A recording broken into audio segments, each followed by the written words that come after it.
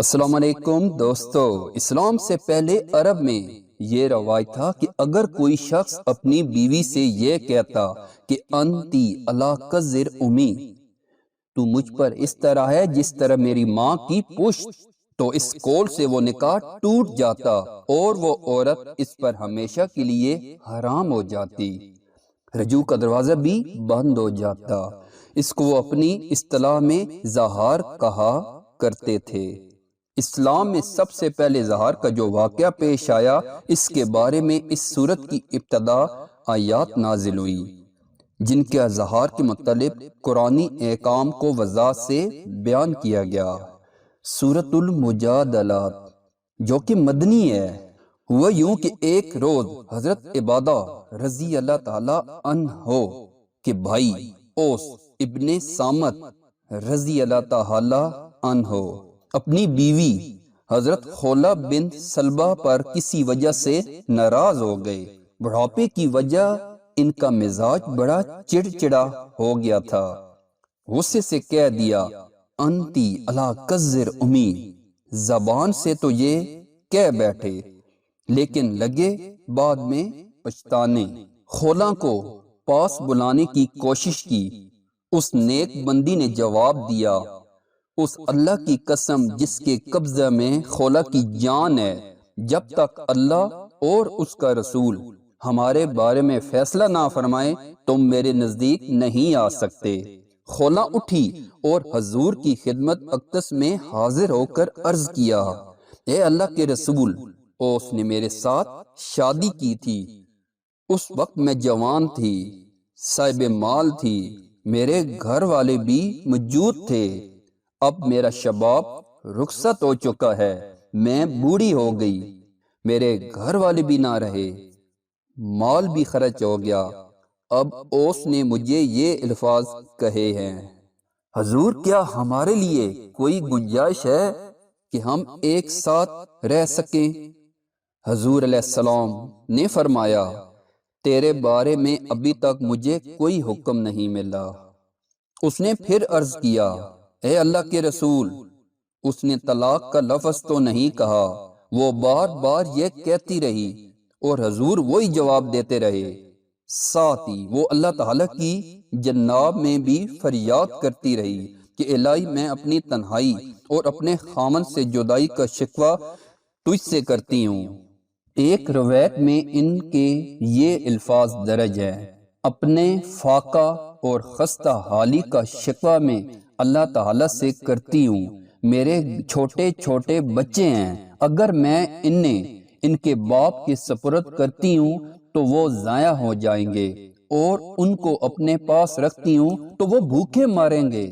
بار بار وہ آسمان کی طرف منہ اٹھاتی اور فریاد کرتی۔ ویسے و تکرار کا سلسلہ ابھی جاری تھا کہ اللہ تعالیٰ نے اپنے غم زدہ اور پریشان حال بندی کی فریاد سن لی اور حضرت جبریل امین یہ آیت لے کر نازل ہوئے۔ حضور علیہ السلام نے فرمایا، یا خولہ ابشری، اے خولہ مبارک ہو، اللہ تعالیٰ نے تیرے بارے میں حکم نازل فرمایا، جاؤ اپنے خامن کو بلا لاؤ۔ اوس رضی اللہ تعالیٰ عنہ حاضر ہوئے تو حضور نے ارشاد فرمایا کہ غلام آزاد کرو۔ عرض کیا، میرے پاس تو کوئی غلام نہیں۔ فرمایا، پھر 2 ماہ متواتر روزے رکھو۔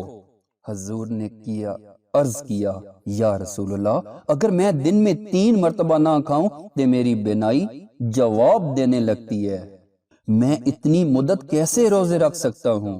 ارشاد ہوا، پھر 60 مسکینوں کو کھانا کھلاؤ۔ عرض کرنے لگے، آقا میں بہت غریب و نادار ہوں، حضور میری مدد فرمائیں تو تب بھی میں کھانا کھلا سکتا ہوں۔ اس غریب پر آقا نے انہیں 15 ساہا اپنے پاس سے عطا فرمائے، انہوں نے 60 مسکینوں کو کھانا کھلایا۔ اس طرح حضرت خولہ پھر اپنے گھر میں آباد ہو گئی، اور اس خصوصیات کی وجہ سے صحابہ کرام ان کا بہت زیادہ احترام کیا کرتے تھے۔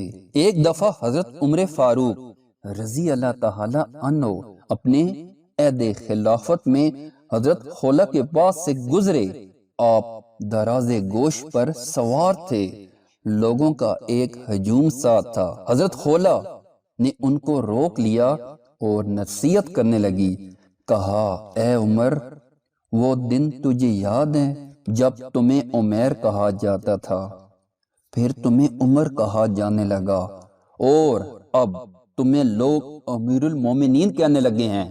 پس اے عمر، اللہ تعالی سے ڈرتے رہا کرو۔ جو شخص موت پر یقین رکھتا ہے، اسے اندیشہ رہتا ہے کہ کوئی ضروری چیز رہ نہ جائے۔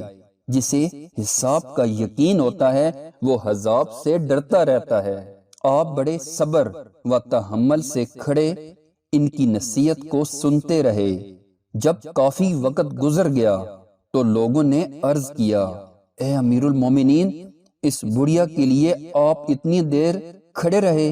آپ نے فرمایا، با خدا اگر یہ مجھے صبح سے شام تک روکے رکھے تو میں کھڑا رہوں گا، صرف نماز کے اوقات میں رخصت لوں گا۔ کیا تم نہیں جانتے یہ بڑھیا کون ہے؟ یہ خولہ بنت سلبہ ہے، جس کی فریاد کو اللہ تعالی نے 7 آسمانوں کے اوپر سنا۔ کیا یہ ہو سکتا ہے کہ رب العالمین اس کی بات سنے اور عمر نہ سنے؟ فرینڈ، اگر یہ میری ویڈیو آپ کو اچھی لگے تو اس کو ضرور لائک کریں۔